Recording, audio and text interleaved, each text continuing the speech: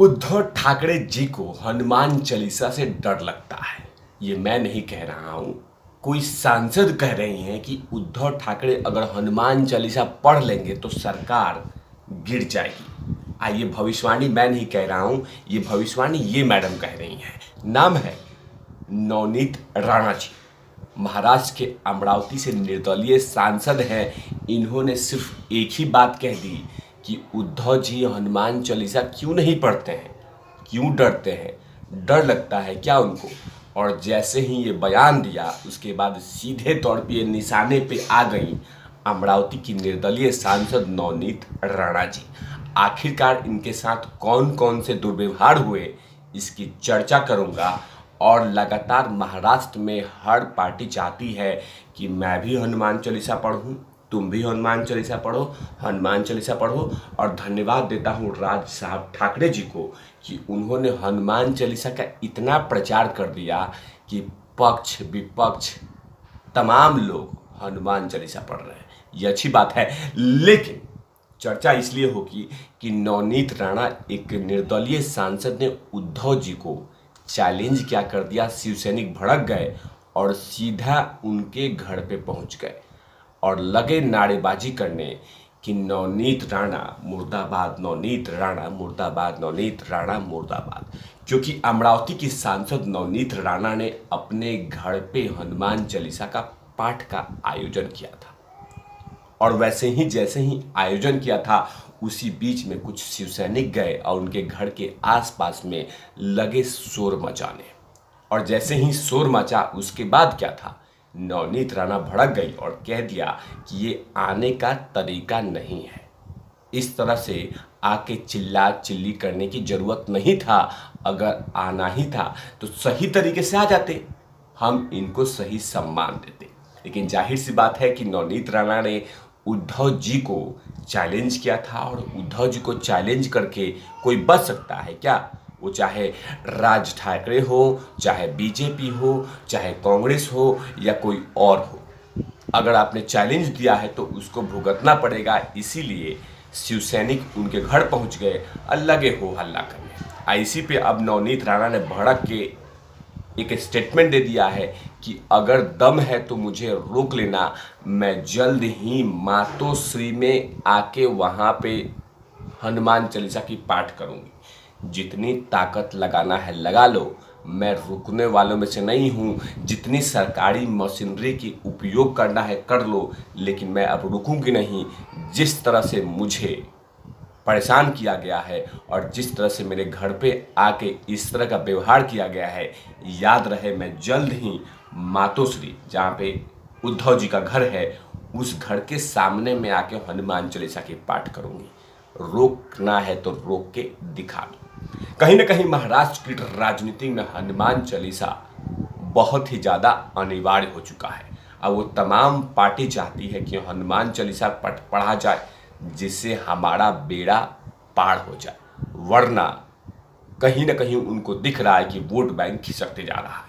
वही राज ठाकरे हैं जिन्होंने एक दो भाषण में सिर्फ हनुमान चालीसा और लाउड स्पीकर का नाम लिया है, उससे अब महाराष्ट्र की राजनीति इतनी गर्म हो चुकी है कि उसमें निर्दलीय सांसद विधायक भी आके कूद के कह रहे हैं हनुमान चालीसा का पाठ करना चाहिए।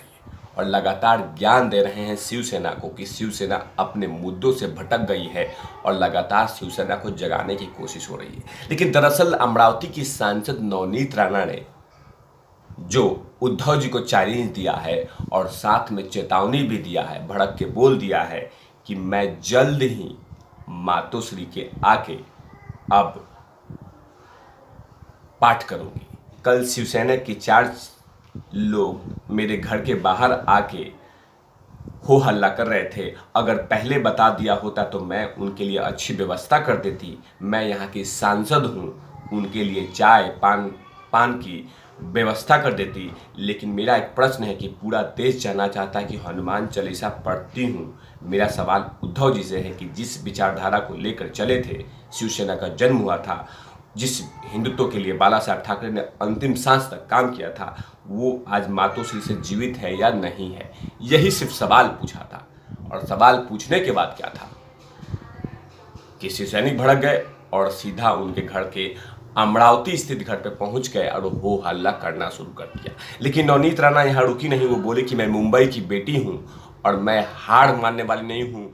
मैं विदर्भ के पृष्ठभूमि से आती हूँ, मैं चुप नहीं बैठूंगी और मैं चैलेंज करती हूँ कि मैं जल्द से जल्द मातोश्री के सामने आके हनुमान चालीसा करूंगी।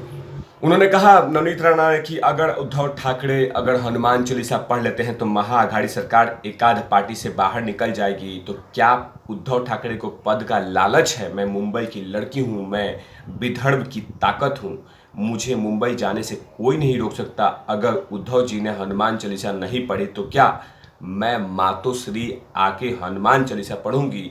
अब वो मुझे तारीख बता दे किस दिन आना है, वो पूरी मशीनरी लगा दे, मुझे नहीं रोक सकते। जितनी ताकत लगाना है लगा ले।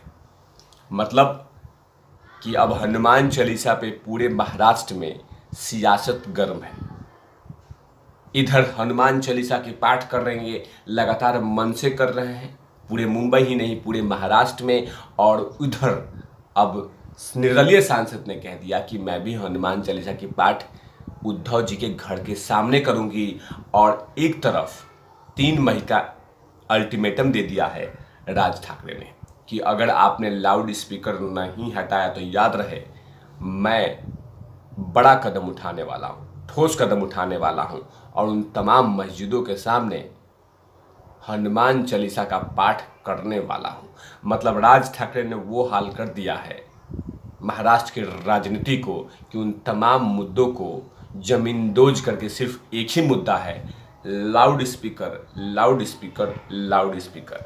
लाउड स्पीकर हट जाता है, राज ठाकरे शांत हो जाएंगी। लेकिन अगर लाउड स्पीकर नहीं हटता है तो राज ठाकरे का गुस्सा कहीं ना कहीं महाराष्ट्र सरकार को झेलना पड़ेगा। महाराष्ट्र सरकार जानती है कि अगर राज ठाकरे का बयान सामने आया है, राज ठाकरे बोल रहे हैं, तो उनके कार्यकर्ता करेंगे ही।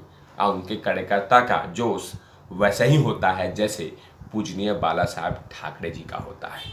अब देखना होगा कि अमरावती की सांसद नवनीत राणा क्या सचमुच मातोश्री के सामने आकर हनुमान चालीसा का पाठ करेंगी?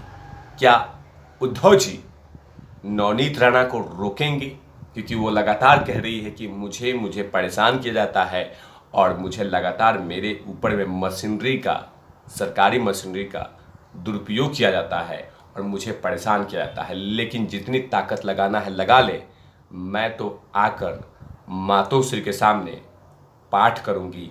जितनी ताकत है रोकना है रोक ले।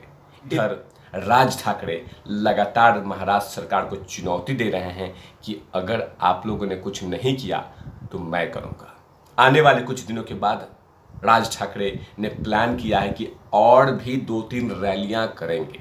और मैंने हमेशा से विश्लेषण में कहा है कि अगर राज ठाकरे ने 2-3 रैलियां और कर ली तो शिवसेना की छवि और भी धूमिल कर देंगे। क्योंकि सिर्फ अभी 2 रैली राज ठाकरे ने किया है महाराष्ट्र में, एक मुंबई में और दूसरे ठाणे में। लेकिन तीसरा जो रैली होगा उसमें भी बहुत सारी बातें निकलने होगी।